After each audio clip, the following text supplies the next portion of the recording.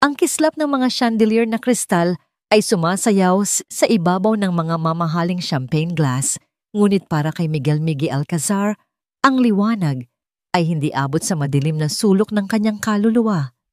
Nasa gitna siya ng isang engrandeng pagdiriwang para sa tagumpay ng isa sa kanyang mga kumpanya na papaligiran ng daan-daang tao na ang mga mukha ay pamilyar, ngunit ang mga mata ay estranghero.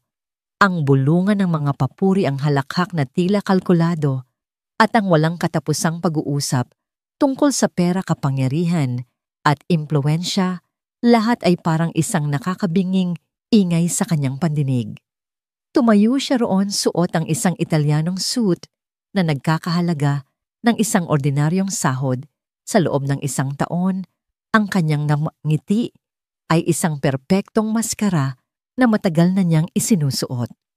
Ito ang mundo ko, bulong niya sa sarili habang tinitingnan ang karagatan ng mga artipisyal na ngiti. Isang perpektong kasinungalingan. Hindi na niya matiis. Dahan-dahan siyang lumayo sa sentro ng bulwagan at nagtungo sa isang malawak na balkonahe kung saan ang malamig na hangin ng gabi ay tila isang biyaya. Mula roon, tanaw niya ang kumikinang na mga ilaw ng Makati, isang syudad na hindi natutulog, isang syudad na sumisimbolo sa lahat ng kanyang nakamit at sa lahat ng kanyang nawala. "Miggy, are you okay?" Napalingon si Miguel. Si Marco, ang kanyang matalik na kaibigan at katiwala ng yaman ng kanilang pamilya, ay nakatayo sa likuran niya. May hawak na 2 baso ng alak.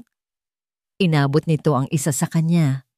"Kanina ka patahimik diyan," dagdag ni Marco. Ang kanyang mga mata ay puno ng tunay na pag-aalala, isang bagay na bihira nang makita ni Miguel. Tinanggap ni Miguel ang baso, ngunit hindi uminom. "Pagod na ako, Marco. Pagod na sa lahat ng to." Itinuro niya ang nagkakagulong mga tao sa loob, sa mga ngiting hindi totoo, sa mga usapang puro numero at kontrata. Parang wala nang totoong tao rito, tanging mga interes at ambisyon lang. Bumuntong hininga si Marco at sumandal sa barandilya. "I understand. Pero ito ang buhay na ibinigay sa'yo, sa atin. You're Miguel Alcazar. You can't just walk away from that." Isang mapait na ngiti ang gumuhit sa mga labi ni Miguel. "Pero paano kung yun mismo ang gusto kong gawin, ang talikuran ng lahat?" Tumingin siya. Sa mga mata ni Marco, ang kanyang boses ay naging isang desperadong bulong. "Gusto kong maranasan ang isang bagay na totoo, isang pag-uusap na hindi tungkol sa susunod na deal, isang ngasang ngiti na walang hinihintay na kapalit, isang pagmamahal na hindi nakatingin sa laman ng bank account ko." Naalala niya ang mga babaeng dumaan sa kanyang buhay. Ang isa ay humingi ng kondominium bago pa man sila mag-date. Ang isa naman ay nagpabili ng isang Hermes bag bilang patunay ng kanyang pagmamahal. Lahat sila ay nakatingin sa pangalang Alcazar, hindi sa lalaking nasa likod nito. "Paano kung mawala muna ako?" biglang sabi ni Miguel. Ang ideya ay nabubuo sa kanyang isipan na parang isang biglaang liwanag sa kadiliman. Maging ibang tao. Isang ordinaryong tao lang. Walang pangalan, walang pera. Tingnan natin kung may makakakita pa rin sa akin. Natawa si Marco, iniisip na isa itong biro. Ngunit nang makita niya ang seryosong ekspresyon sa mukha ni Miguel, nawala ang kanyang ngiti. "Nababaliw ka na ba? You want to be poor?" "Anong trip yan, Miggy? This isn't a movie. Hindi ako magiging mahirap, Marco." Magpapanggap lang paglilinaw ni Miguel, ang kanyang mga mata ay nag-aalab sa determinasyon. "Aalis ako sa syudad. Pupunta ako sa isang lugar kung saan walang nakakakilala sa akin. Mamumuhay ako tulad ng isang karaniwang tao sa loob ng ilang linggo o kahit isang buwan. Gusto kong malaman kung meron bang kayang mahalin ang isang pulubi at hindi ang isang bilyonaryo." Umiling-iling si Marco. "It's too dangerous." "Paano kung may mangyari sa'yo? That's where you come in," sabi ni Miguel, tinapik ang balikat ng kaibigan. "Ikaw ang bahala sa lahat dito. At babantayan mo ako from a distance just to make sure I'm safe. Kailangan ko to, Marco, para sa sarili ko Kung hindi baka tuluyan na akong malunod sa kasinungalingang ito, walang nagawa si Marco kundi ang tumango ng may pag-aalala. Kilala niya si Miguel. Kapag buo na ang desisyon nito, wala nang makakapigil pa. Kinagabihan pagka-uwi sa kanyang malawak at tahimik na mansyon, mas naramdaman ni Miguel ang bigat ng kanyang kalungkutan. Ang bawat mamahaling muebles, bawat obrang sining sa dingding ay tila sumisigaw ng kanyang pag-iisa. Ang katahimikan ay mas malakas pa kaysa sa ingay ng party kanina. Hindi siya natulog. Sa halip pumasok siya sa kanyang walk-in closet na mas malaki pa sa isang karaniwang apartment. Nilagpasan niya ang hanay ng mga designer suit at mga sapatos na gawa sa katad. Sa pinakasulok kinuha niya ang isang lumang backpack na ginamit niya noong huli silang mag-hiking ni Marco, bago pa man siya lamunin ng korporasyon ng kanilang pamilya. Pinuno niya ito ng mga bagay na tila kinalimutan na niya. Isang kupas na t-shirt, isang maong na may maliit na punit sa tuhod, isang pares ng luma at komportableng tsinelas, isang maliit na tuwalya at sabon. Naglagay siya ng sapat na pera para lamang sa pamasahe at pagkain sa loob ng ilang araw. Iniwan niya ang lahat ng kanyang Rolex, ang kanyang mga platinum credit card, at ang pinakabagong modelo ng iPhone. Sa salamin, tinignan niya ang kanyang refleksyon, isang lalaking may perpektong gupit makinis na balat at mga matang pagod na pagod. Paalam Miguel Alcazar, bulong niya sa kanyang sarili. Oras na para hanapin kung sino talaga ako. Bago sumikat ang araw, habang ang buong syudad ay mahimbing pa sa pagkakatulog tahimik, na lumabas si Miguel Alcazar sa kanyang gintong hawla. Walang nakakaalam kung saan siya pupunta, maliban sa isang kaibigan na nangakong magbabantay mula sa malayo. Ang kanyang destinasyon, ang maliit at tahimik na bayan ng San Rafael sa Batangas, isang lugar na napili niya sa mapa dahil sa pangako nitong kapayakan at sa alon ng dagat na umaasang huhugas sa kanyang pagod na kaluluwa. Ang unang hininga ni Miguel sa San Rafael ay lasang alat at alimuom. Ang hangin ay may bigat na dala ng alinsangan ng dagat, isang amoy na malayong malayo sa artipisyal na lamig ng aircon sa kanyang penthouse. Dito, ang ingay ay hindi nanggagaling sa busina ng mga mamahaling sasakyan, kundi sa palahaw ng mga tricycle, sa tawanan ng mga batang naghahabulan sa plaza, at sa patengteng ng kampana ng lumang simbahan. Nakatayo siya sa gitna ng maliit na terminal ng bayan, suot ang kanyang kupas na damit at tsinelas, bitbit ang backpack na naglalaman ng kanyang buong pagkatao sa ngayon. Sa unang pagkakataon, sa loob ng maraming taon, walang nakakakilala sa kanya. Isa lamang siyang anino, isang mukhang walang pangalan. Ang pakiramdam ay sabay na nakakatakot at nakakapanabik. Ang unang hamon, paano siya mabubuhay? Hindi siya maaring umupo lamang sa isang tabi at maghintay ng limos. Iyon ay pagsuko. Ang kailangan niya ay isang paraan para maramdaman ang pulso ng lugar, para maging bahagi nito gaano man kaliit. Naglakad siya patungo sa palengke, kung saan ang mga kulay at amoy ay tila naguunahan. Mga sariwang isda, mga bungkos ng gulay, at ang matamis na halimuyak ng mga prutas. Sa isang sulok nakita niya ang isang matandang babae na abala sa pagtutuhog ng mga bulaklak ng sampagita sa sinulid.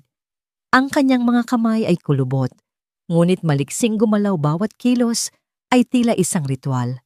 Ito na yon. Isang ideya ang nabuo sa isip ni Miguel. Ang sampagita. Simple, mabango at sagisag ng kapakumbabaan, nilapitan niya ang matanda. Magkano po ang isang tali niyan? Inaitanong niya.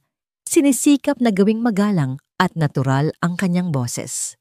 Tumingin sa kanya ang matanda. Ang mga mata nito ay puno ng karanasang hindi mababasa sa mga libro. 100 ang isang tali, iho. May 100 tuhog na yan. Kumuha si Miguel ng 200 piso mula sa kanyang limitadong pera. 2 tali po. Iniabot sa kanya ng matanda. Ang mga puting bulaklak, ang bango nito'y tila isang yakap. Magsisimula ka pa lang. No halata, Sa mga kamay mo, malinis pa, sabi ng matanda na may maliit na ngiti. Sige, magtiyaga ka lang. Ang mahalaga, marangal. Ang mga salitang yon ay tumama kay Miguel, marangal. Isang salitang bihira na niyang marinig sa kanyang mundo. Hawak ang mga kwintas ng sampagita, humanap siya ng pwesto malapit sa simbahan. Dito nagsimula ang tunay na pagsubok. Ang Miguel Alcazar na sanay mag-utos at pakinggan ay kailangang matutong mag-alok at madalas tanggihan. Sampagwita po, Ma'am Sir, alok niya sa isang mag-asawang kalalabas lang ng simbahan. Tiningnan lang siya mula ulo hanggang paa at nagpatuloy sa paglalakad. Isang grupo ng mga teenager na nakamotor ang dumaan at tinawanan siya. Kuya Pormang mayaman nagbebenta ng sampagita, sigaw ng isa na sinundan ng halakhakan. Naramdaman niya ang pag-init ng kanyang mga pisngi, isang pakiramdam ng kahihiyan na matagal na niyang hindi naramdaman. Gusto niyang sumagot ipagtanggol ang sarili, ngunit pinigilan niya. Ito ang pinili niya. Kailangan niyang lunukin ang kanyang pride. Lumipas ang maghapon. Ang init ng araw ay tumutusok sa kanyang balat. Ang kanyang lalamunan ay tuyo at ang kanyang tiyan ay kumakalam. Ilan lang ang bumili, isang lola na isasabit daw sa kanyang altar, isang driver ng jeep na isinabit sa salamin ng sasakyan at isang batang babae na pinilit ang ina na bilhan siya. Bawat barya na kanyang natatanggap ay parang isang maliit na tagumpay. Bawat pag-iling at pag-iwas ng tingin ay isang maliit na kirot. Sa pagod umupo siya sa isang bangkong bato sa gilid ng plaza sa ilalim ng isang malaking puno ng akasya. Tinitingnan niya ang mga taong dumaraan, bawat isa ay may sariling kwento, sariling problema. Dito hindi siya ang sentro ng atensyon. Isa lamang siyang parte ng tanawin madaling kalimutan. Naramdaman niya ang bigat ng pagiging invisible. At doon sa gitna ng kanyang pagod at unti-unting pagkadismaya, una niyang nasilayan si Lina. Hindi ito isang dramatikong pagtatagpo. Isa lamang itong tahimik na sandali. Nakita niya itong bumili ng banana cue mula sa isang matandang naglalako. Ngunit ang paraan ng kanyang pakikipag-usap sa matanda, may ngiti, may respeto, at may pagtatanong kung kumain na ba ito ay umagaw sa atensyon ni Miguel. Si Lina ay simple lang, nakasuot ng isang payak na bestida at tsinelas. Ang kanyang buhok ay nakatali lang sa isang simpleng ponytail. Walang kolorete sa mukha, ngunit may isang liwanag sa kanyang mga mata na tila hindi kayang pantayan ng lahat ng chandelier sa Makati. Pinanood niya itong umupo sa isang bangko sa di kalayuan, kinakain ang kanyang merienda, habang may sinusulat o ginuguhit sa isang maliit at lumang kwaderno. May isang katahimikan sa kanyang paligid, isang kapayapaan na tila hindi kayang sirain ng magulong mundo. Hindi niya alam kung gaano katagal siyang nakatitig. Ang alam niya lang, sa loob ng ilang sandaling iyon, ang kanyang pagod ay tila bahagyang gumaan. Ang kumakalam niyang tiyan ay tila nakalimot sa gutom. Sa kauna-unahang pagkakataon, mula nang dumating siya sa San Rafael, nakaramdam si Miguel ng isang bagay na higit pa sa paghahanap. Nakaramdam siya ng paghanga. Isang maliit na kislap ng interes sa isang mundo na akala niya ay puro kadiliman. Ang himig ng sampagwita ang halimuyak nito, ang kwento ng bawat pagtanggi at pagtanggap ay ang naging musika ng kanyang unang araw. Ngunit ang imahe ng babaeng may hawak na kwaderno ang siyang tanging nota na nanatili sa kanyang isipan habang papalubog ang araw sa San Rafael. Lumipas ang 2 araw na halos pareho lang ang takbo para kay Miguel. Sa umaga, bibili siya ng sampagwita. Sa maghapon, maglalakad siya sa ilalim ng araw, mag-aalok at masasanay sa paulit-ulit na pagtanggi. Sa gabi, hahanap siya ng murang makakainan at isang tahimik na lugar para magpahinga bago matulog sa isang maliit na paupahang kwarto na amoy alikabok at lumang kahoy. Ang buhay ay naging isang simpleng siklo ng pagod at kaunting kita. Ngunit sa bawat pagod na yon, may isang bahagi sa kanya na nagpapasalamat. Dito ang bawat pisong kinikita niya ay may bigat, may kwento. Sa ikatlong araw, isang grupo ng mga kabataang tambay sa plaza ang napansin siya. Sila ang tipo ng mga kabataan na puno ng yabang at kulang sa magawa naghahanap ng mapagtitripan para maibsan ang kanilang pagkainip. Hoytas pabili nga ng sampagwita, sigaw ng leader ng grupo, isang payat na lalaki na may hikaw sa tenga. Lumapit si Miguel, sinubukang ngumiti. 10 piso lang po ang isa. Kinuha ng lalaki ang isang kwintas, inamoy ito at biglang inihagis sa lupa. Bakit ko bibilhin yan? Amoy luma, nagtawanan ng kanyang mga kasama.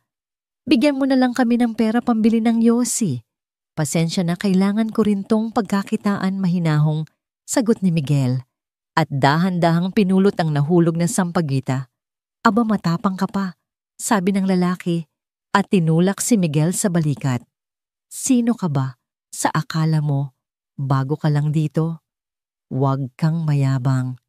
Napatumba si Miguel sa bangko at kumalat sa semento ang iilan pang kwintas ng sampagwita. Naramdaman niya ang pag-akyat ng init sa kanyang ulo. Isang salita lang sa telepono at kaya niyang ipahuli ang mga ito. Isang tawag lang kay Marco. Pero hindi siya si Miguel Alcazar dito.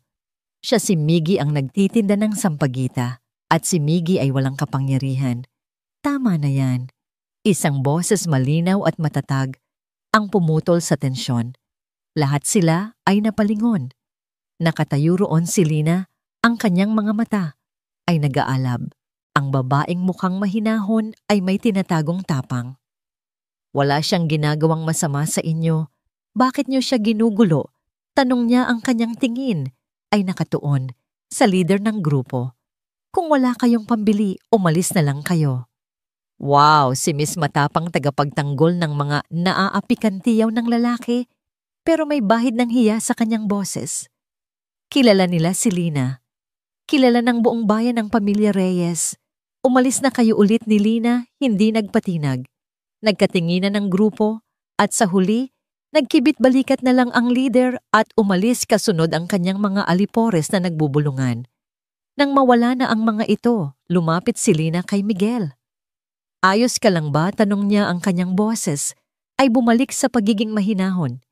Iniabot niya ang kanyang kamay para tulungan siyang tumayo.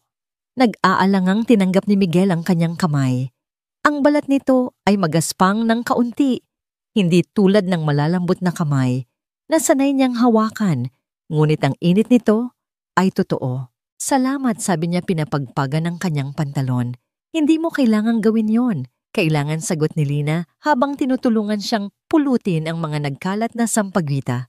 Minsan ang katahimikan ay parang pagsang-ayon na rin sa kasamaan. Namangha si Miguel sa kanyang sinabi. Sa loob ng ilang araw ito, ang pinakamalalim na salitang narinig niya. Hayaan mo, bayaran ko na lang yung mga nasira, sabi ni Lina at kumuha ng pera sa kanyang maliit na pitaka. Huwag na mabilis na tanggi ni Miguel. Sapat na yung ginawa mo. Itinuro niya ang bitbit nitong paper bag.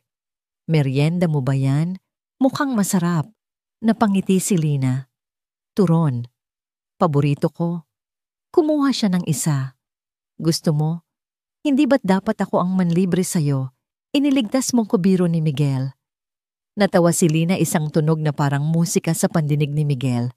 Sige, sa susunod na lang kapag marami ka ng benta. Ibinigay niya ang turon kay Miguel. Naupo sila sa bangko at sa unang pagkakataon, nagkaroon sila ng pagkakataong mag-usap. Si Miguel, bilang si Miggy, ay nagkwento ng isang simpleng kasinungalingan na galing siya sa probinsya na padpad sa San Rafael para makipagsapalaran. Si Lina naman ay ikinuwento ang kanyang simpleng buhay, tumutulong sa bahay, nag-aalaga sa ama at nangangarap na makapag-aral balang araw. Habang nag-uusap sila, napansin ni Miguel ang lumang kwaderno na nakaipit sa kilikili ni Lina. Ano yan? Tanong niya. Namula si Lina. Wala to. Dito ko lang nilalagay. Yung mga naiisip ko, pwede ko bang makita? Nag-atubili si Lina, ngunit sa huli, dahan-dahan niya itong iniabot kay Miguel. Pagbuklat ni Miguel sa mga pahina, hindi mga salita ang nakita niya, kundi mga guhit. Mga charcoal sketch na puno ng buhay at emosyon. Nandoon ang mukha ng matandang nagbebenta ng isda sa palengke. Bawat kulubot sa mukha nito'y tila may kwento. Nandoon ang mga batang naglalaro ng tumbang preso. Ang kanilang galaw ay perpektong nahuli sa papel. At sa isang pahina, nakita niya ang isang sketch ng simbahan ng San Rafael. Sa dapit hapon ng liwanag at anino, ay naglalaro ng napakaganda. Lina, ang galing mo, bulong ni Miguel, puno ng pagkamangha. Hindi lang ito basta guhit. May puso. Mas lalong namula si Lina at kinuha pabalik ang kwaderno. Libangan lang. Hindi. Ito ay talento giit ni Miguel. Isang regalong hindi dapat itinatago. Sa sandaling iyon, nakita niya si Lina hindi lang bilang isang mabait na estranghera. Nakita niya ang isang artista, isang kaluluwang may kakayahang makita ang ganda sa mga ordinaryong bagay, isang kakayahan na matagal nang nawala sa kanya. Malamig na sabi ni Lina na tila gustong ibahin ang usapan. Uuwi na ako. Baka hanapin na ako ni tatay. Sige, sabi ni Miguel na medyo nabitin sa kanilang pag-uusap.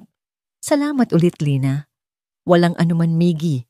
Tumayo na si Lina para umalis. Pagkatapos ng ilang hakbang lumingon siya. Kung wala kang maayos na matutulugan, may maliit kaming kubo sa likod bahay. Walang laman. Baka pwedeng doon ka muna para hindi ka na magbayad ng upa. Natigilan si Miguel. Isang alok na hindi niya inaasahan. Isang alok na nagmula sa dalisay na kabutihan ng puso. Hindi ba't makakaabala lang ako? Umiling si Lina at ngumiti. Hindi naman. Kakausapin ko si nanay. Halika, sumama ka na para makakain ka na rin ng hapunan. Sa ilalim ng papalubog na araw, sumunod si Miguel kay Lina, papalayo sa plaza, kung saan nagsimula ang kanyang araw sa kahihiyan at patungo sa isang tahanan, kung saan, sa unang pagkakataon, naramdaman niya ang isang kislap ng pag-asa. Ang koneksyon na naramdaman niya ay hindi na lang dahil sa sining. Ito'y dahil sa kabutihang loob na nagbukas ng pinto para sa isang taong akala niya'y tuluyan nang nawala sa mundo. Ang tahanan ng mga Reyes ay isang bahay na gawa sa pinaghalong semento at kahoy. May mga bakas ng kalumaan, ngunit malinis. Sa harapan ay may maliit na hardin ng mga halaman na alaga ng ina ni Lina, si Aling Elena. Ngunit sa pagpasok ni Miguel sa kanilang bakuran, agad niyang naramdaman ang isang kakaibang bigat. Sa hangin, isang katahimikan na hindi dahil sa kapayapaan, kundi dahil sa mga tensyong hindi sinasambit. Nadatnan nila si Aling Elena sa kusina, isang babaeng may mahinahong mukha, ngunit may bakas ng kalungkutan sa mga mata. Nang ipakilala ni Lina si Miggy at ikwento ang nangyari, nag-alala ang matanda. Naku iho, delikado talaga. Ang mga tambay na, yan sabi ni Aling Elena. Mabuti na lang at nakita ka nitong si Lina. Nang sabihin ni Lina ang alok na patuluyin si Miggy sa lumang kubo, sa likod bahay nag-atubili si Aling Elena. Anak, hindi sa ayaw ko, pero alam mo naman ang ugali ng tatay mo at ng madrasta mo. Ang kubo ay mas angkop tawaging isang maliit na bodega o tool shed na nalimutan ng gamitin. Maliit ito at siksik amoy alikabok, pero may bubong na hindi tumutulo at mga dingding na kayang magbigay proteksyon mula sa hamog ng gabi. Para kay Miguel ito ay isang palasyo kumpara sa pag-iisa. Kahit ilang gabi lang po nanay pakiusap ni Lina. Kawawa naman si Miggy at mukha naman po siyang mapagkakatiwalaan. Sa huli ang kabutihan sa puso ni Aling Elena ang nanaig. Pumayag siya sa isang kondisyon, kailangang manatiling lihim ang pananatili ni Miggy. Hindi siya dapat makita o marinig ng ama ni Lina, si Mang Tomas, at lalo na ng pangalawang asawa nito, si Isabel, at ng anak nitong si Sofia. At doon nagsimula ang isang delikadong laro ng pagtatago. Sa umaga, bago pa magising ang lahat, aalis na si Miguel para magtinda. Sa gabi, kapag sigurado ng tulog na ang lahat, Saka lang siya babalik dala ang pasensya at pag-iingat. Si Lina at Aling Elena ang palihim na nag-aabot sa kanya ng pagkain at malinis na tubig. Ngunit ang mga sikreto sa isang maliit na bahay ay parang tubig na tumatagas.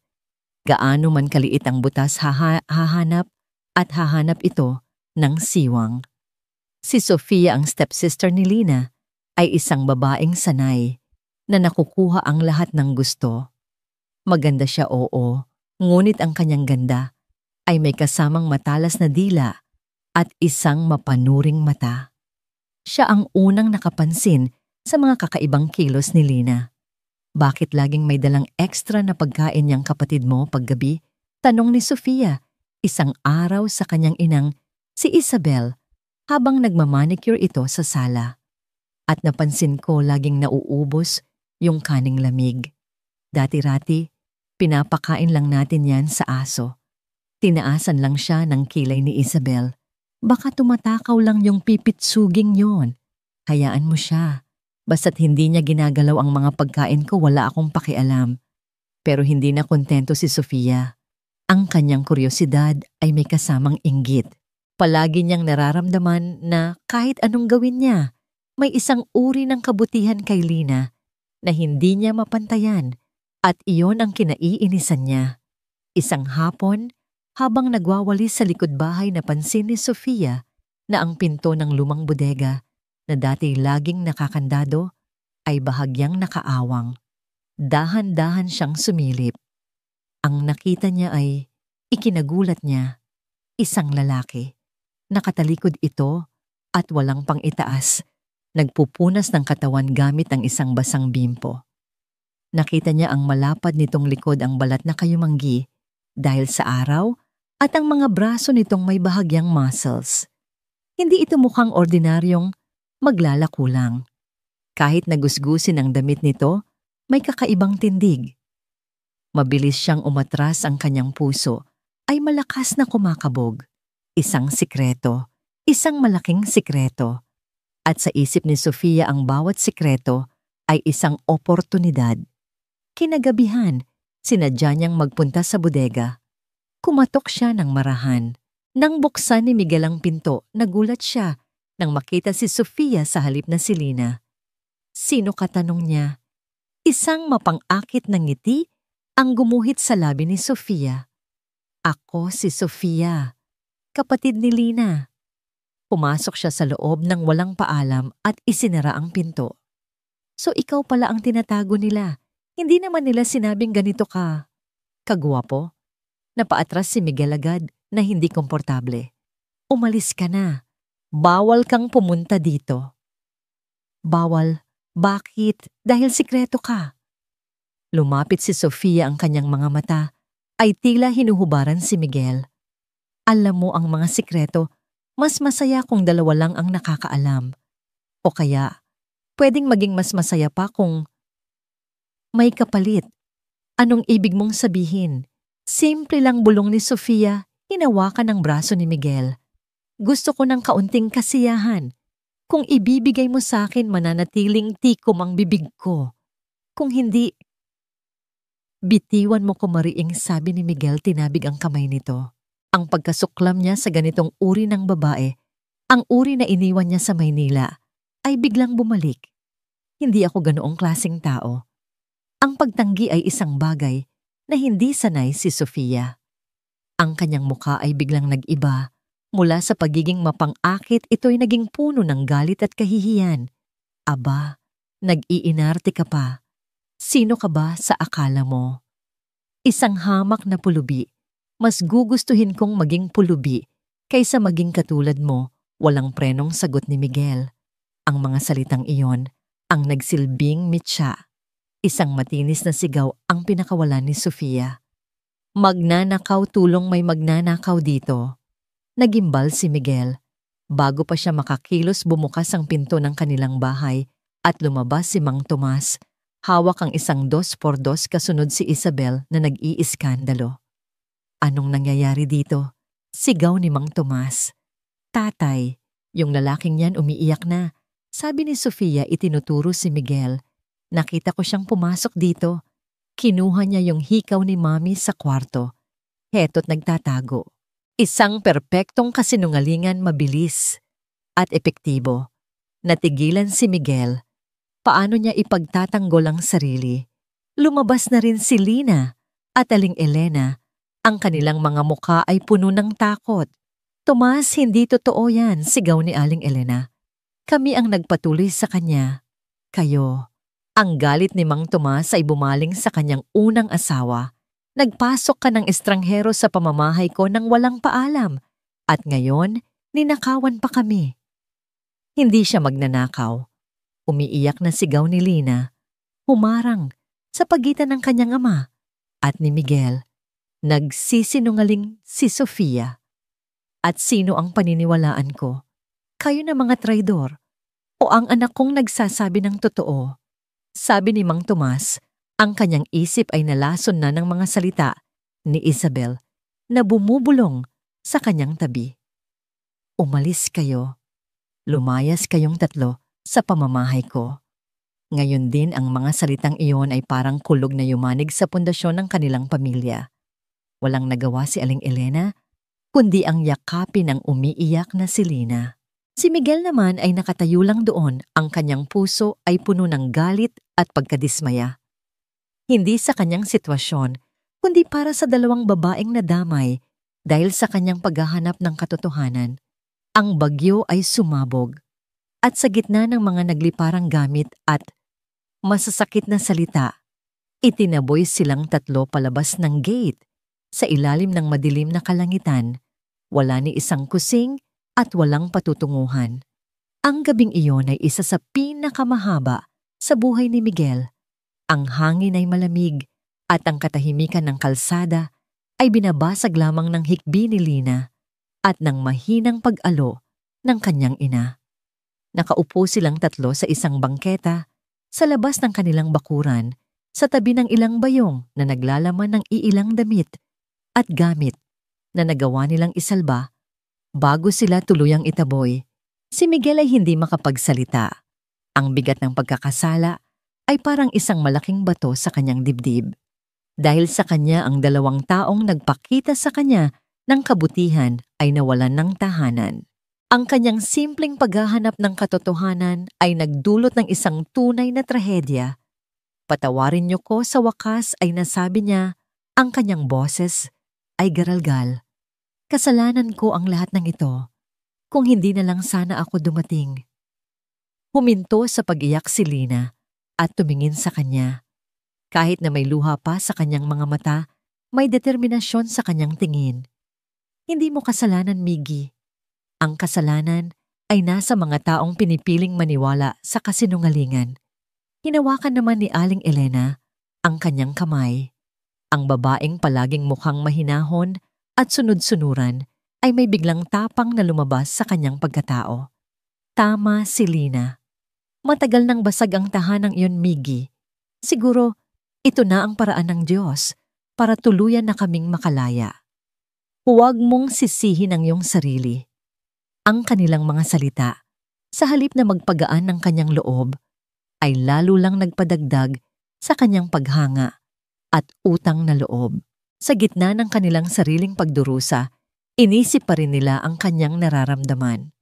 Tumayo si Aling Elena, pinunasan ang kanyang mga luha at huminga ng malalim. Hindi tayo pwedeng manatili dito.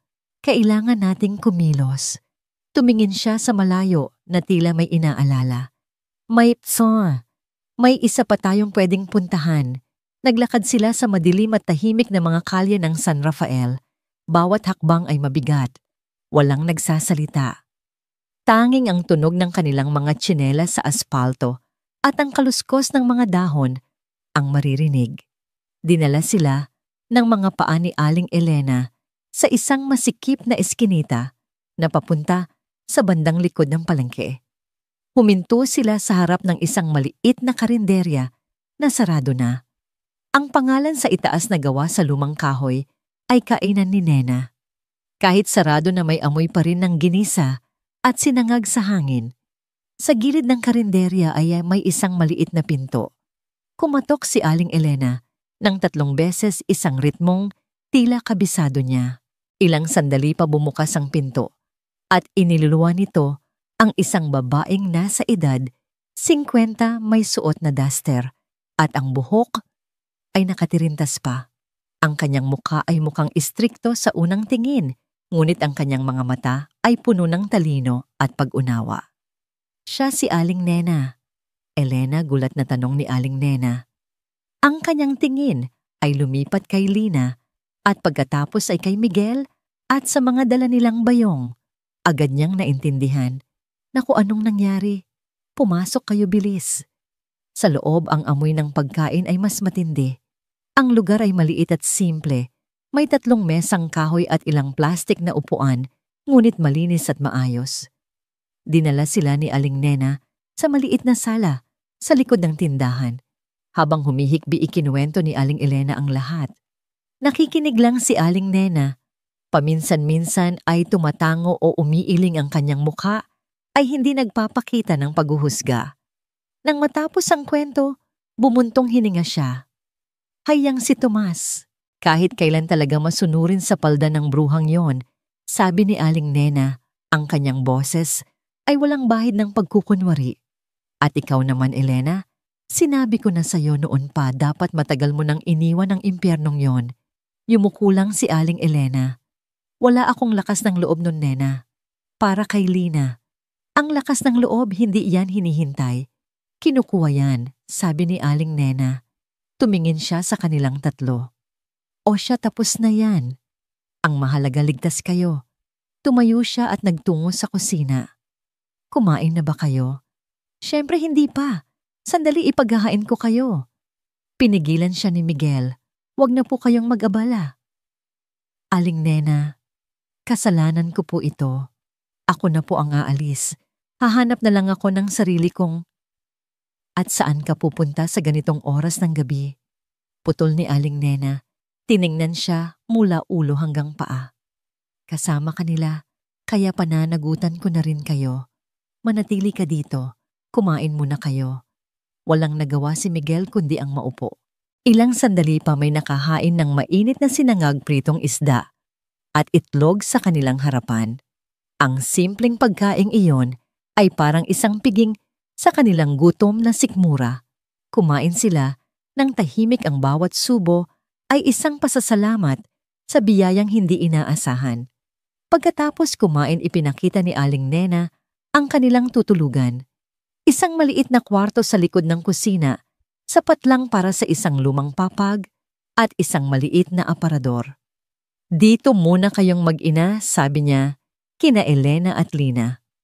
Pagkatapos bumaling siya kay Miguel. Ikaw naman, iho, doon ka na lang sa sala. Maglalatag na lang ako ng banig. Pasensya na, ito lang ang kaya kong ibigay. Sobra-sobra na po ito, halos pabulong na, sabi ni Miguel. Hindi ko po alam kung paano kami makakabawi sa inyo. Tinitigan siya ni Aling Nena, ang kanyang mga mata ay tila nakikita ang kaibuturan ng kanyang pagkatao. Makakabawi kayo sa pamamagitan ng pagbangon. Bukas mag-usap tayo. Sa ngayon, magpahinga na kayo. Nang gabing iyon, habang nakahiga sa isang banig sa sahig ng isang karinderya, napatingin si Miguel sa kisame. Ang kisame ay mababa at gawa sa kahoy, hindi tulad ng matataas at puting kisame ng kanyang mansyon. Ngunit sa ilalim ng bubong na ito, sa gitna ng amoy ng bawang at sibuyas, nakaramdam siya ng isang bagay na matagal na niyang hindi naramdaman sa kanyang sariling tahanan. Kapayapaan. Isang kanlungan na hindi nabibili ng pera. Isang katahimikan na dulot ng kabutihang loob ng isang estranghero. Dito sa pinakamababang punto ng kanyang kunwaring buhay, natagpuan niya ang isang tunay na tahanan. Ang umaga sa kainan ni Nena ay nagsisimula bago pa man tumilaok ang mga manok. Ang unang gumigising ay ang tunog ng kalderong isinasalang sa apoy na sinusundan ng mabangong amoy ng sinaing at ginigisang bawang para kina Miguelina at Elena. Ang mga tunog at amoy na yon ay naging hudyat ng isang bagong simula. Walang salitang usapan, ngunit alam nilang lahat na hindi sila maaaring manatiling palamunin lamang. Sa unang araw pa lang, kusa silang kumilos. Ako na po ang maghihiwa ng mga gulay, Nena, alok ni Elena, at tila nabuhayan siya ng dugo sa loob ng kusina, isang lugar na dati nagsisilbing hawla niya, ngunit ngayon ay naging larangan ng kanyang kalayaan. Si Lina naman, na may likas na gaan ng loob, ang naging taga-asikaso sa mga parokyano. Ang kanyang matamis na ngiti at mabilis na serbisyo ay agad na nagustuhan ng mga kumakain. Karamihan ay mga trabahador mula sa palengke at mga driver ng tricycle. At si Miguel na sa buong buhay niya ay hindi pa nakaranas ng pisikal na trabaho, ay ginawa ang lahat ng kanyang makakaya. Siya ang taga-igib ng tubig mula sa poso, tagabuhat ng mga mabibigat na sako ng bigas at tagahugas ng sandamakmak na pinagkainan. Ang kanyang mga kamay na dati sanay lang sa pagpirma ng mga tseke at paghawak ng golf club ay nagsimulang magkaroon ng kalyo. Ang kanyang likod ay sumasakit sa gabi, ngunit ang pagod ay may kasamang kakaibang kasiyahan, ang pakiramdam na siya ay may silbi. Aba Miggy, mukhang sanay ka sa buhatan ahapunan ni Aling Nena. Isang araw, habang pinapanood siyang buhati ng isang malaking cooler na puno ng yelo, ngumiti lang si Miguel. Kailangan lang pong masanay. Ang totoo, bawat buhat niya ay isang pagsubok, ngunit hindi niya ito ininda. Ito ang kanyang paraan para magbayad utang. Sa gitna ng maghapong pagtatrabaho, ang mga sandaling pinakahihintay ni Miguel ay ang mga gabing tapos na ang lahat ng gawain. Kapag sarado na ang karinderya at tahimik na ang lahat, madalas silang maupo ni Lina sa labas sa isang bangkong kahoy sa ilalim ng isang puno ng aratiles. Doon sa malamig na hangin ng gabi, nagkakaroon sila ng pagkakataong mag-usap. Pagod ka na, madalas na tanong ni Lina habang pinagmamasdan ang mga kamay ni Miguel na namumula sa pagod. Hindi naman masyado laging sagot ni Miguel, kahit na ang totoo ay nananakit ang kanyang buong katawan. Ikaw, hindi ka ba napapagod kakatayo buong araw? Sanay na. Pero mas gusto ko na to, sagot ni Lina. Ang kanyang mga mata ay nakatingin sa mga bituin. Dito, pagod lang. Sa bahay, pagod na ang katawan, pagod pa ang puso. Ang kanilang mga pag-uusap ay simple lang, tungkol sa mga nangyari sa maghapon, sa mga nakakatuwang customer, sa mga pangarap na maliliit. Ikinuwento ni Miguel bilang si Miggy ang mga di totoong alaala niya sa bukid, kung paano siya tumutulong sa kanyang ama sa pag-aani. Ngunit sa likod ng mga kasinungalingan, isinisingit niya ang mga totoong damdamin, ang kanyang paghahanap ng kapayakan, ang kanyang pagkasawa sa magulong buhay. Si Lina sa kanyang parte ay tila isang bukas na libro. Sa kanya naramdaman ni Miguel ang dalisay na katapatan. Nakinig si Lina sa bawat salita niya, hindi kailanman naghusga. At sa mga sandaling iyon, nakita ni Miguel na ang pakikinig ay isang sining at si Lina ay isang dalubhasa rito. Naramdaman niyang nakikita siya ni Lina, hindi ang kanyang hitsura o estado sa buhay, kundi ang kaluluwa sa likod ng kanyang mga mata. Isang gabi nakita ni Miguel si Lina na abala na namang gumuguhit sa kanyang lumang kwaderno sa liwanag ng isang maliit na bumbilya sa labas ng karinderya. Akala ko, naiwan mo na yan sa inyo, sabi ni Miguel umupo sa tabi niya. Ito ang una kong isinilid sa bayong nakangiting sagot ni Lina. Hindi ko pwedeng iwan ang mga kaibigan ko. Sumilip si Miguel sa kanyang ginuguhit, isang sketch ng mga kamay ni Aling Nena habang naghihimay ng bawang. Bawat linya, bawat kulubot ay nandoon. Alam mo, dapat ipagpatuloy mo yan, seryosong sabi ni Miguel. Huwag mong hayaang maging libangan lang. May talento ka, Lina. Isang pambihirang talento. Yumuko si Lina, tila nahihiya sa papuri. Pangarap lang yan, Miggy. Para sa mga taong katulad natin, ang mahalaga ay ang pagkain sa mesa bukas, hindi ang mga guhit sa papel. Hindi totoo yan, giit ni Miguel. Ang mga pangarap ang nagbibigay sa atin ng dahilan para magising bukas. Ito ang nagbibigay kulay sa puro abong buhay. Natigilan si Lina at tumingin sa kanya. Sa paraan ng pagsasalita ni Miguel, may isang bigat at karunungan na hindi akma sa isang simpleng magbubukid.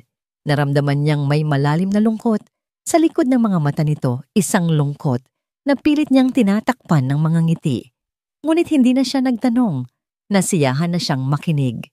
Si Aling Nena, mula sa nakaawang na bintana ng kusina, ay palihim na pinagmamasdan ang dalawa. Isang nasangiti ang gumuhit sa kanyang mga labi. Nakikita niya ang unti-unting pag-usbong ng isang bagay na espesyal. Nakikita niya kung paano nagiging mas masaya si Lina at kung paano unti-unting nawawala ang bigat sa mga balikat ni Miguel. Hindi nila kailangang sabihin. Ang kanilang mga kilos ay sapat na. Ang paraan ng pag-abot ni Miguel ng baso ng tubig kay Lina kapag nakikita niyang pagod na ito. Ang paraan ng pagtatabi ni Lina ng paboritong ulam ni Miguel para sa kanilang hapunan. Mga maliliit na bagay, mga simpleng kilos, ngunit puno ng kahulugan. Ang kanilang pagmamahalan ay hindi ipinapahayag ng mga matatamis na salita o mga engrandeng regalo. Ito'y isinusulat sa bawat patak ng pawis na ibinubuhos nila para sa isa't isa sa bawat pagtingin na puno ng pag-unawa at sa bawat gabing tahimik silang magkatabi sa ilalim ng mga bituin. Ito ay isang pag-ibig na ipinapanganak sa hirap pinapatibay ng respeto at sinasambit ng mga salitang hindi kailanman binibigkas. Isang linggo na ang lumipas mula nang manirahan sila sa kainan ni Nena. Ang buhay ay naging isang pamilyar na ritual pagod sa maghapon kapayapaan sa gabi. Ang karinderya ay naging isang tunay na kanlungan, hindi lang para sa kanilang tatlo, kundi para na rin sa kanilang mga puso. Isang Sabado ng gabi, pagkatapos ng isang napakaabalang araw, naisipan ni Miguel na anyayahan si Lina na maglakad-lakad. Saan tayo pupunta, tanong ni Lina habang nagpupunas ng mga mesa. Kahit saan, sagot ni Miguel, may isang kakaibang kislap sa kanyang mga mata. Gusto ko lang makalanghap ng ibang hangin. Halika, saglit lang. Nagpaalam sila kay Aling Elena at Aling Nena na nagkatinginan lang at napangiti na tila alam na ang takbo ng mga pangyayari. Naglakad sila nang walang tiyak na direksyon hanggang sa ang mga paa nila ay nagdala sa kanila sa dalampasigan ng San Rafael. Gabi na at wala nang masyadong tao. Ang tanging maririnig ay ang marahang hampas ng mga alon sa buhangin at ang awit ng mga kuliglig mula sa mga puno ng niyog sa di kalayuan. Ang buwan ay bilog at maliwanag ang sinag nito ay naglalatag ng isang pilak na landas sa ibabaw ng madilim na tubig. Umupo sila sa malinis na bahagi ng buhanginan magkatabi. Pinapanood ang walang katapusang pag-alon. Sa loob ng ilang minuto, walang nagsalita. Hinayaan nilang ang tunog ng kalikasan ang magsalita para sa kanila. Ang ganda dito sa wakas ay basag ni Lina. Sa katahimikan, ang kanyang boses ay isang bulong. Nakakawala ng pagod. Oo, sang-ayon ni Miguel. Parang dito ang lahat ng problema ay lumiliit. Tumingin si Miguel kay Lina. Ang liwanag ng buwan ay nagbibigay diin sa lambot ng kanyang mukha. Sa sandaling iyon, hindi niya nakita ang isang simpleng taga-baryo o isang serbidora sa karinderya. Ang nakita niya ay ang pinakamagandang babae sa buong mundo. Naramdaman niya ang malakas na pagtibok ng kanyang puso. Ito na ang sandali. Pagod na siyang magtago hindi lang ng kanyang pagkatao, kundi pati na rin ng kanyang nararamdaman. Lina, panimula niya ang kanyang boses ay bahagyang nanginginig. May gusto akong sabihin sa'yo. Napatingin sa kanya si Lina, ang kanyang mga mata ay nagtatanong. Huminga ng malalim si Miguel. Mula nang dumating ako dito, pakiramdam ko ay isa akong basag na salamin. Wasak, walang direksyon, walang halaga. Ang tingin sa akin ng mga tao ay basura. Pero ikaw ang unang taong tumingin sa akin na parang tao. Nagpatuloy siya, ang mga salita ay dumadaloy na mula sa kaibuturan ng kanyang puso. Binigyan mo ako ng pagkain noong gutom ako. Ipinagtanggol mo ako nung inaapi ako at tinanggap mo ako sa buhay ninyo kahit na wala akong maibibigay na kapalit. Bawat araw na kasama kita, unti-unti kong nararamdaman na nabubuo ulit ako. Hindi makapagsalita si Lina. Nakikinig lamang siya, ang kanyang puso ay kumakabog kasabay ng alon. Ang totoo, Lina, sabi ni Miguel, at dahan-dahan niyang hinawakan ang kamay nito. Hindi ko na alam kung paano mabuhay nang wala ka sa tabi ko. Hindi bilang kaibigan o kasama sa trabaho. Gusto kitang makasama sa ibang paraan. Itinaas niya ang kanyang tingin at sinalubong ang mga mata ni Lina. Mahal kita, Lina. Ang tatlong salitang iyon ay lumabas sa kanyang bibig hindi bilang si Miguel Alcazar na mayaman at makapangyarihan, kundi bilang si Miggy, ang lalaking walang-wala, na ang tanging yaman ay ang pag-ibig na kanyang inaalay. Nakita niya ang pangingilid ng luha sa mga mata ni Lina. Hindi ito luha ng kalungkutan, kundi ng isang emosyong matagal na nitong itinatago. Miggy, halos hindi marinig na sabi ni Lina. Mula pa noong una kitang makita sa plaza, may kakaiba na akong naramdaman. Hindi awa, isang bagay na mas malalim. Nakita ko ang lungkot sa mga mata mo at ang gusto ko lang gawin ay alisin yon. Isang butil ng luha ang pumatak sa kanyang pisngi. Akala ko ako lang ang nakakaramdam. Akala ko imposible. Sino ba naman ako? At sino ka? Kahit hindi ko alam ang buong kwento mo, alam kong hindi ka ordinaryo. Hindi mahalaga kung sino ako noon, sabi ni Miguel, pinunasan ng luha sa pisngi ni Lina gamit ang kanyang hinlalaki. Ang mahalaga ay kung sino ako ngayon kapag kasama kita. At sa'yo gusto kong maging ang lalaking karapat-dapat sa pagmamahal mo. Mahal din kita, Miggy, sa wakas ay pag-amin ni Lina. Ang kanyang boses ay puno ng kalinawan at katapatan. Mahal kita. Sa ilalim ng tahimik na saksi ng buwan at mga bituin ng kanilang mga labi ay nagtagpo sa unang pagkakataon. Ito ay isang halik na hindi nag-aalab sa pagnanasa, kundi isang halik na puno ng lambing pasasalamat at pangako. Isang halik na nagsasabing, natagpuan na kita. Nagyakapan sila nang mahigpit na tila sa yakap na yon ay makukuha nila ang lakas para harapin ang anumang pagsubok. Ang lahat ng ingay ng mundo ay nawala. Ang tanging naroon ay silang dalawa, ang buhangin ng dagat at ang isang pag-ibig na isinilang sa gitna ng pagsubok, dalisay totoo at hindi nabibili ng anumang halaga. Ang pag-amin sa ilalim ng buwan ay hindi lamang isang pagpapahayag ng damdamin. Ito ay isang panata. Isang panata na kahit ano pa ang dalhin ng bukas, haharapin nila ito ng magkasama. Ang mga araw na sumunod sa kanilang pag-amin sa dalampasigan ay tila pinatamis ng pulot. Isang bagong sigla ang bumalot sa kanilang mga kilos. Ang pagod ay hindi na gaanong alintana at ang mga simpleng gawain ay naging mga pagkakataon para sa mga nakaw na tingin, mga palihim ng ngiti at mga magaan na pagdampi ng mga kamay. Maging si Aling Elena at Aling Nena ay napapangiti na lang sa nasasaksihan nilang namumuong pag-iibigan. Ngunit para kay Miguel, ang bawat araw ng kaligayahan ay may kasamang anino ng katotohanan. Isang hapon, habang nagbubuhat ng isang kabang bigas, biglang nanikip ang kanyang dibdib. Hindi dahil sa bigat, kundi dahil sa isang imahe na biglang pumasok sa kanyang isip. Nakita niya si Lina, pagod na pagod.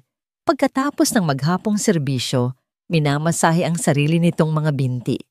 Nakita niya ang mga kalyo sa kamay ni Aling Elena na dulot ng walang tigil na pagkayod sa kusina. Nakita niya ang kanilang damit na paunti-unti nang naluluma. Minahal nila siya ng walang kondisyon. Tinanggap nila siya ng walang tanong. Ngunit ano ang naibigay niya sa kanila? Ang pag-ibig niya, oo. Ngunit sapat ba ang pag-ibig para punan ang kumakalam na sikmura o para tustusan ang mga pangarap na nakatago sa isang lumang kwaderno? Ang pagmamahal na pagtanto niya ay hindi lamang isang damdamin. Ito ay isang responsibilidad. At sa kasalukuyan niyang estado, bilang si Miggy, wala siyang kakayahang gampanan ang responsibilidad na yon.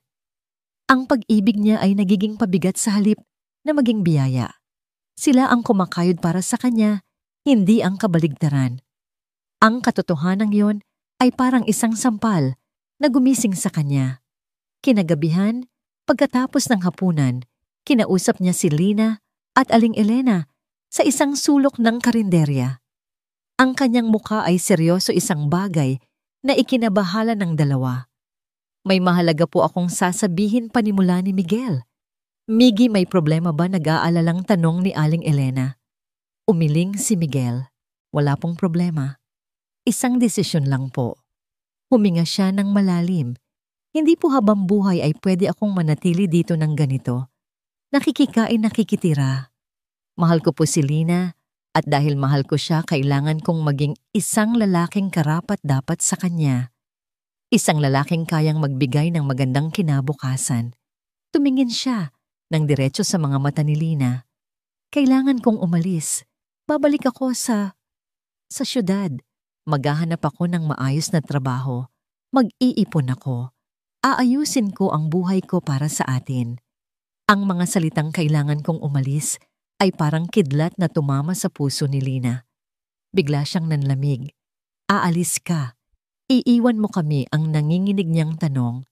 Hindi kita iiwan, mabilis na sagot ni Miguel, hinawakan ang dalawang kamay ni Lina. Ang mga kamay nito ay malamig. Lina, pakinggan mo ako. Ito ay hindi pamamaalam. Ito ay isang pangako. Aalis ako para makabalik ako sa iyo ng buo. Isang lalaking handa ng bumuo ng pamilya. Hindi ako pwedeng manatiling isang pabigat dito habang buhay. Ang mga luha ay nagsimula nang mamuo sa mga mata ni Lina. Pero paano kung hindi ka na bumalik? Paano kung makahanap ka ng iba doon? Tumingin ka sa mga mata ko. Lina, sabi ni Miguel, ang kanyang boses ay puno ng sinseridad. Walang iba. Ikaw lang. Ikaw ang dahilan kung bakit gusto kong maging mas mabuting tao. Pangako, babalik ako. Gaano man katagal. Hintayin mo ako. Si Aling Elena, na tahimik lang na nakikinig, ang siyang nagsalita. Nilapitan niya ang anak at hinaplos ang buhok nito. Anak, pakinggan mo si Miggy. Tama siya. Napatingin si Lina sa inagulat. Ang isang tunay na lalaki ay may pangarap. Hindi lang para sa sarili niya, kundi para sa mga taong mahal niya. Paliwanag ni Aling Elena. Ang kanyang boses ay malumanay ngunit matatag. Kung mananatili siya dito, ano ang mangyayari? Pareho lang kayong maghihirap. Bigyan mo siya ng pagkakataong tuparin ang kanyang pangako at tayo, manalangin tayo para sa kanyang tagumpay. Ang mga salita ng ina ay tila nagbigay ng kaunting kalinawan sa naguguluhang isip ni Lina. Pinunasan niya ang kanyang mga luha. Tumingin siya kay Miguel at kahit na mabigat ang kanyang dibdib, tumango siya. Sige, sabi niya, ang kanyang boses ay basag. Pero mangako ka, Miggy, huwag mong sisirain ang puso ko. Hinding-hindi sagot ni Miguel at niyakap niya si Lina ng mahigpit. Ikaw ang nag-iisang dahilan kung bakit gusto kong mabuhay ulit. Babalik ako, mas matatag at mas buo, para sa'yo. Kinabukasan ng umaga, habang ang araw ay nagsisimula pa lang sumilip, naghanda si Miguel sa kanyang pag-alis. Isinuot niya ang pinakamalinis niyang damit at inayos ang kanyang maliit na backpack. Ang laman nito ay halos pareho pa rin noong siya'y dumating, ngunit ngayon ang kanyang puso ay puno. Niyakap niya si Aling Elena. Salamat po sa lahat, Nay. Mag-iingat ka, anak. Ipagdarasal ka namin, sagot ng matanda, pinipigilan ang sariling luha. Humarap si Miguel kay Lina. Walang salitang namutawi sa kanilang mga labi.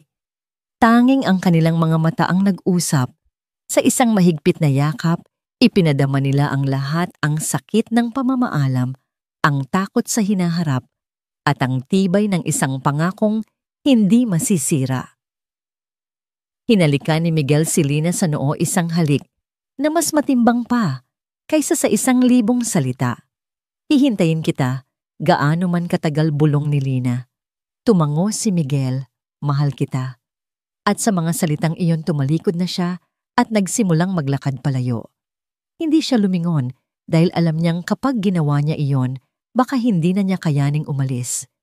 Naiwan si Lina sa tarangkahan, pinapanood ang kanyang anyo na unti-unting lumiliit at nilalamon ng umaga hanggang sa ito'y tuluyan ng mawala. Hawak niya sa kanyang dibdib ang isang pangako, ang tanging bagay na kanyang kakapitan sa mga araw na darating. Ang pangako ng pagbabalik. 2 linggo. 2 linggo na parang 2 taon para kay Lina. Bawat paggising sa umaga ang unang naiisip niya ay si Miggy. Bawat pagtatapos ng araw ang huling imahe sa kanyang isip ay ang anyo nitong papalayo. Ang kainan ni Nena ay naging mas tahimik. Ang kanyang mga ngiti sa mga parokyano ay nandoon pa rin, ngunit hindi naabot sa kanyang mga mata. Hawak-hawak niya ang pangako, ngunit hindi niya maiwasang mag-alala. Isang hapon, habang nag-aayos siya ng mga plato, isang sasakyan ang huminto sa tapat ng karinderya. Hindi ito ordinaryong sasakyan, isang itim at makintab na sedan, ang uri na madalas lang makita sa mga pelikula. Ang mga bintana nito ay tinted at ang itsura nito ay tila hindi nababagay sa maalikabok na kalye ng San Rafael. Lahat ng mga tao sa loob at labas ng kainan ay napatingin. Bumukas ang pinto sa passenger side at isang lalaking naka-Amerikana ang bumaba. Pamilyar ang kanyang tindig. Si Marco. Binuksan ni Marco ang pinto sa likuran. At mula roon, lumabas ang isang lalaki. Natigilan ng mundo ni Lina. Ang lalaki ay matangkad at matipuno. Nakasuot ito ng isang mamahaling polo shirt at slacks. Ang kanyang buhok ay maayos ang gupit. Ang kanyang sapatos ay kumikinang sa sikat ng araw. Ang kanyang mukha, ito ang mukha ni Miggy. Ngunit hindi ito si Miggy. Ito ay isang estranghero na may pamilyar na mukha. Ang lungkot at pagod sa mga mata nito ay napalitan ng isang kalmadong kumpiyansa. Naglakad ito palapit sa karinderya. Bawat hakbang niya ay tila may bigat at awtoridad. Ang mga taong nakatingin ay tila nagbibigay daan. Lina, ang boses niya. Iyon pa rin ang boses na hinahanap-hanap niya, ngunit mayroon na itong ibang tono, mas malalim, mas buo. Hindi makapagsalita si Lina, tinitigan niya lang ito mula ulo hanggang paa. Ang Miggy na kilala niya ay nagtitinda ng sampagita at nagbubuhat ng sako ng bigas. Ang lalaking nasa harapan niya ngayon ay tila kayang bilhin ang buong San Rafael. Miggy, halos pabulong niyang tanong ang kanyang boses ay puno ng pagtataka at kaunting takot. Isang maliit at malungkot na ngiti ang sumilay sa labi ng lalaki. Ako nga, Lina, pero may kailangan kang malaman. Lumabas mula sa kusina si Aling Elena at Aling Nena na naakit ng komosyon. Ang kanilang reaksyon ay pareho pagkagulat. Hindi Miggy ang tunay kong pangalan. Pagpapatuloy ng lalaki, ang kanyang tingin ay nakatuon lamang kay Lina na tila humihingi ng paumanhin. Ang pangalan ko ay Miguel. Miguel Alcazar. Walang epekto ang pangalan kay Lina o sa kanyang ina. Ngunit para sa ilang parokyano na nakikinig at mahilig magbasa ng dyaryo at business magazines, ang pangalang Alcazar ay parang isang bombang sumabog. Mga bulungan ang nagsimula. Ako ang may-ari ng Alcazar Group of Companies, dagdag ni Miguel, at bawat salita ay tila isang pako na bumaon sa puso ni Lina. Hindi dahil sa yaman, kundi dahil sa kasinungalingan. Nagpanggap akong mahirap dahil pagod na ako sa isang mundong puro pagkukunwari. Hinahanap ko ang isang bagay na totoo at natagpuan ko yon. Sa'yo. Dahan-dahan siyang lumapit kay Lina, ngunit napaatras ito. Ang reaksyon ni Lina ay parang isang sampal kay Miguel. Nakita niya ang sakit at pagkalito sa mga mata nito. Lina, patawarin mo ko, pakiusap ni Miguel. Ang kanyang boses ay naging desperado. Hindi ko sinasadyang saktan ka. Iyon lang ang paraan. na naisip ko para makahanap ng isang taong hindi nakatingin sa pera ko. Lahat ng ipinakita ko sa'yo, lahat ng naramdaman ko, lahat yon totoo. Ang pagkatao ko lang bilang si Miggy ang kasinungalingan, pero ang pagmamahal ko sa'yo, Lina, iyon ang pinakatotoong bagay sa buhay ko. Hindi pa rin umimik si Lina. Ang kanyang isip ay gulong-gulo. Ang lalaking minahal niya, ang lalaking simpleng nangako sa kanya, ay isa palang bilyonaryo. Ang buong pundasyon ng kanilang pag-iibigan ay tila gumuho. Pakiramdam niya ay niloko siya. Si Aling Elena ang unang nakabawi sa pagkagulat. Nilapitan niya ang anak at inakbayan. Tumingin siya kay Miguel hindi nang may galit, kundi nang may malalim na pag-unawa. Iho, bigyan mo muna kami ng panahon. Masyadong mabigat ang balitang ito. Naiintindihan ko po, sabi ni Miguel tumango. Pero nandito po ako para sa isang dahilan. Humarap siyang muli kay Lina. Ang kanyang mga mata ay nagsusumamo. Bumalik ako tulad ng ipinangako ko. At bumalik ako para tuparin ang pangakong yon. Lina, nandito ako para formal na hingi ng kamay mo sa iyong ina. Gusto kitang pakasalan. Sa salitang pakasalan, mas lalong natigilan si Lina. Ang mga bulungan sa paligid ay lalong lumakas. Pero bago yan dagdag ni Miguel, ang kanyang tingin ay naging mas matatag. Kailangan nating gawin ang tama. Kailangan nating puntahan ang ama mo. Ang pagbanggit sa kanyang ama ay tila gumising kay Lina mula sa kanyang pagkatulog. Tumingin siya kay Miguel. Sa kabila ng lahat ng kasinungalingan at pagkukunwari, iisang bagay ang nanatiling malinaw, bumalik si Miguel. At ang unang bagay na gusto niyang gawin ay harapin ang taong nagtaboy sa kanila para gawin ang tama. Dahan-dahan tumango si Lina. Hindi pa niya alam kung paano tatanggapin ang lahat, ngunit alam niyang kailangan nilang harapin ang susunod na kabanata ng magkasama. Sige, mahina niyang sagot. Puntahan natin si tatay. Sumakay sila sa magarang sasakyan, si Miguel, si Lina at si Aling Elena. Habang umaandar ang sasakyan, ang tahimik na biyahe ay puno ng mga tanong na hindi masabi at mga damdaming hindi maipaliwanag.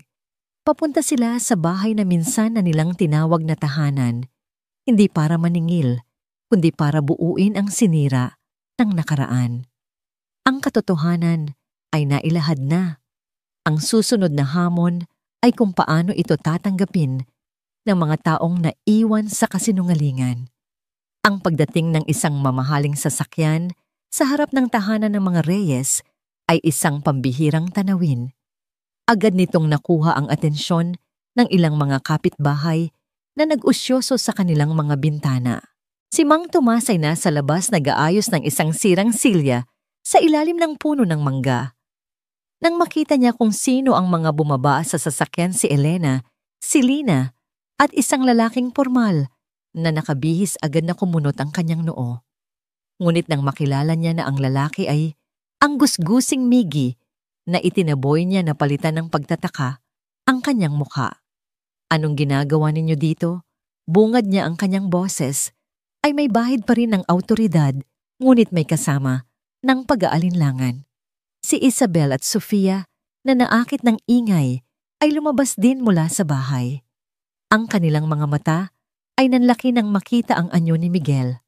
Ang dating pulubi ay mukha ng milyonaryo. Si Miguel sa halip na sumagot ay lumapit ng may paggalang kasama si Marco na tahimik na nakasunod sa likuran niya. Magandang hapon po, Mang Tomas. Nagbalik po ako.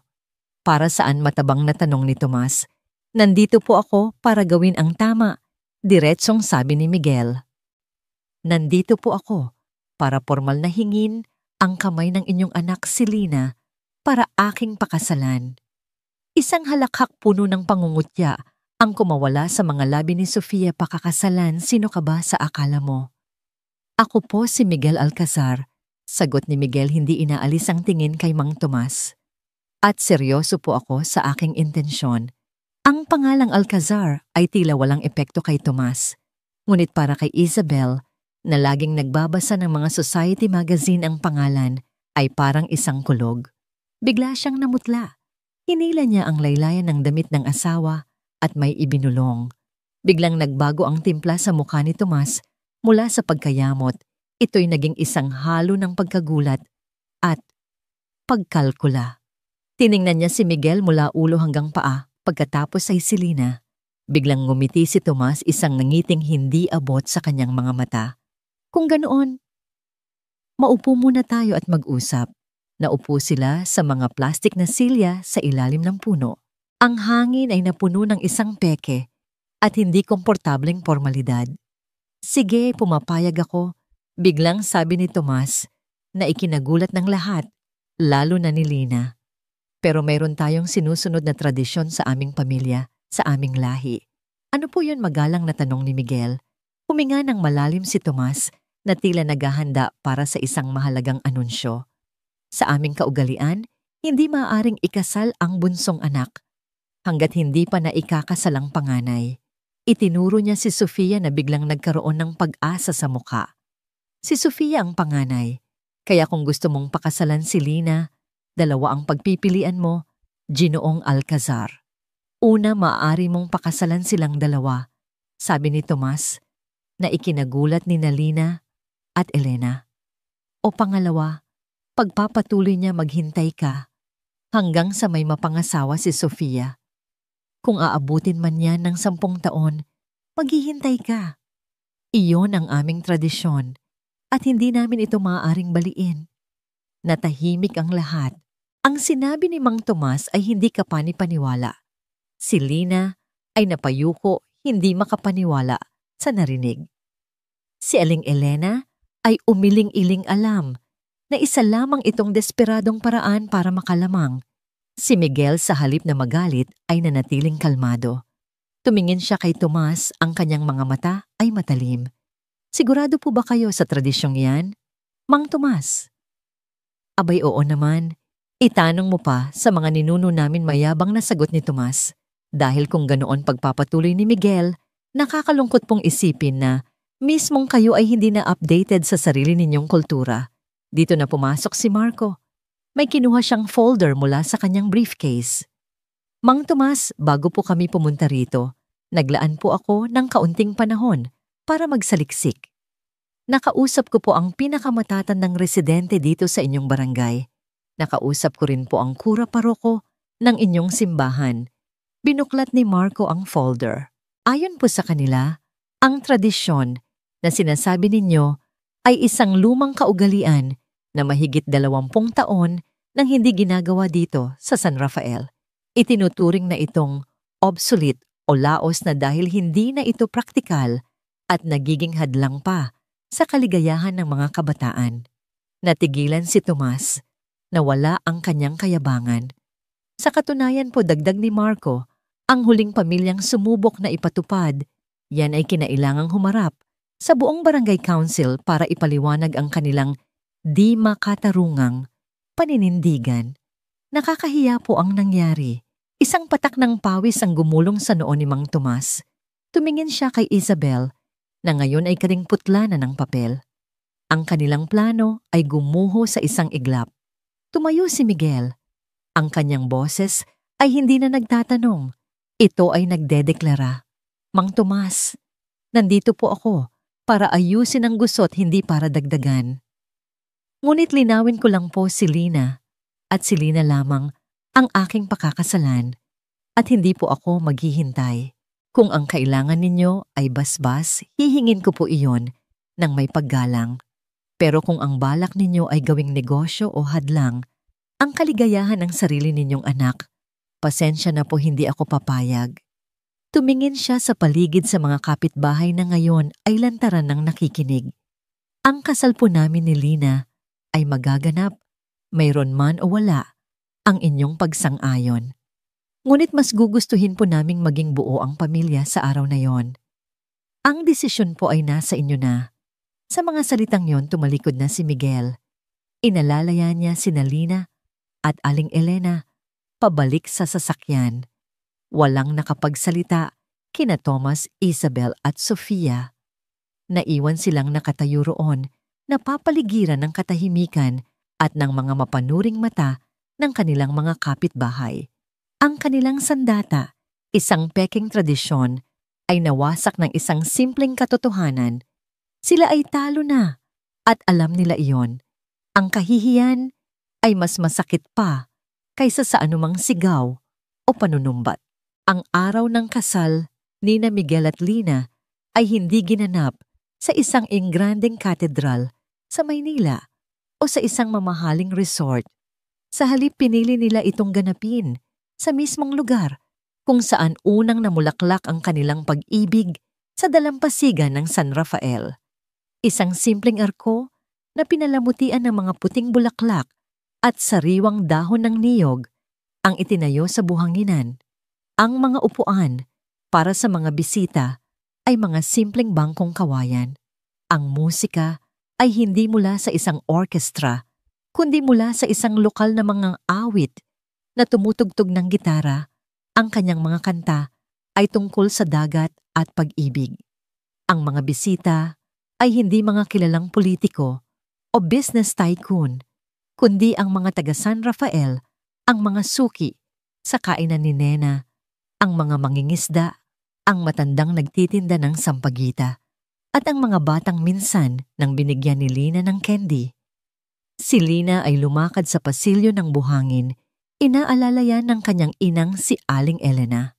Ang kanyang bestida ay simple, ngunit elegante gawa sa pinong tela na tila sinag ng araw. Ang kanyang mukha ay walang bahid ng kolorete, tanging ang natural na ganda na pinalitaw ng purong kaligayahan. Sa kanyang kamay, sa halip na isang buke ng mga imported na rosas, ay isang pumpon ng sariwang sampagita. Sa dulo ng pasilyo naghihintay si Miguel. Nakasuot siya ng isang puting barong at sa kanyang mga mata, makikita ang paghanga at pagmamahal na tila kayang punuin ang buong karagatan. Sa tabi niya nakatayo si Marco bilang kanyang best man at si Aling Nena na may mga luha ng tuwa sa kanyang mga mata. Habang sila ay nagpapalitan ng mga pangako ang kanilang mga boses, ay malinaw at matatag dinadala ng hangin. Ipinangako nila sa isa't isa hindi ang kayamanan o karangyaan, kundi ang katapatan pag-unawa at ang simpleng kaligayahan ng paggising sa bawat umaga na magkasama. Sa gitna ng seremonya, isang tao ang tahimik na dumating at tumayo sa pinakalikuran. Si Mang Tomas. Mag-isa siya. Ang kanyang damit ay simple, ngunit malinis. Ang kayabangan sa kanyang mukha ay napalitan ng isang malalim na pagsisisi. Pinanood niya ang kanyang anak na ikinakasal at sa unang pagkakataon, sa loob ng maraming taon, nakita niya hindi ang isang pagkukulang, kundi ang isang biyaya na kanyang sinayang. Pagkatapos ng seremonya, habang ang lahat ay masayang nagkakainan sa isang salo-salo na inihanda ni Aling Nena at ng mga taga-bayan, nilapitan ni Mang Tomas ang mag-asawa. Lina. Anak, simula niya ang kanyang boses ay nanginginig. Miguel, patawarin na niyo ako. Yumuko siya. Naging bulag ako. Nilamon ako ng pride at ng maling ambisyon. Patawarin mo ako, anak, sa lahat ng sakit na naidulot ko sa iyo at sa nanay mo. Tumingin si Lina sa kanyang ina. Si Aling Elena ay lumapit at tumingin sa dating asawa. Walang galit sa kanyang mga mata, tanging awa. Pinapatawad ka na namin, Tomas, sabi ni Aling Elena, para sa aming sariling kapayapaan. Pwede ba? Pwede ba tayong magsimula ulit, tanong ni Tomas, puno ng pag-asa. Umiling si Aling Elena, isang malungkot, ngunit matatag na ngiti sa kanyang mga labi. Ang pagpapatawad ay hindi nangangahulugan ng pagbabalik, Tomas. Malaya ka na at malaya na rin ako. Natagpuan ko na ang aking sarili. Panahon na para hanapin mo rin ang sayo. Tumango si Tomas, tinanggap ang katotohanan. Niyakap niya si Lina ng mahigpit. Maging masaya ka, anak. Iyon lang ang hiling ko. At sa yakap na yon, isang sugat ang nagsimulang maghilom. Sa pagtatapos ng araw habang papalubog ang araw at nagkukulay kahelang kalangitan, tumayo sina Miguel at Lina sa tabi ng dagat, magkahawak kamay. May sorpresa ako sa'yo, sabi ni Miguel. Itinuro niya ang isang bakanting lote, di kalayuan Sa dalampasigan, may nakatayong isang malaking karatula doon. Binasa ito ni Lina San Rafael Community Arts Center. Proyekto ni Miguel at Lina Alcazar. Isang lugar para sa mga batang katulad mo na puno ng pangarap, paliwanag ni Miguel. Isang lugar kung saan ang talento ay hindi mananatiling nakatago sa isang lumang kwaderno. Ikaw ang mamamahala dito. Tutulungan natin silang abutin ang mga bituin. Napaluha si Lina at niyakap si Miguel. Ito ay higit pa sa isang regalo. Ito ay isang pagkilala sa kanyang kaluluwa. Dito sa San Rafael, bulong ni Miguel, habang yakap niya si Lina, natagpuan ko ang isang bagay na mas mahalaga pa sa lahat ng yaman ko. Natagpuan ko ang sarili ko dahil natagpuan kita. At dito rin sagot ni Lina, tumingala sa kanya, sa gitna ng pagiging simple, natagpuan ko ang pinakamatapang at pinakatotoong pag-ibig. Ang kanilang kwento ay hindi natapos at sila'y namuhay ng maligaya magpakailanman.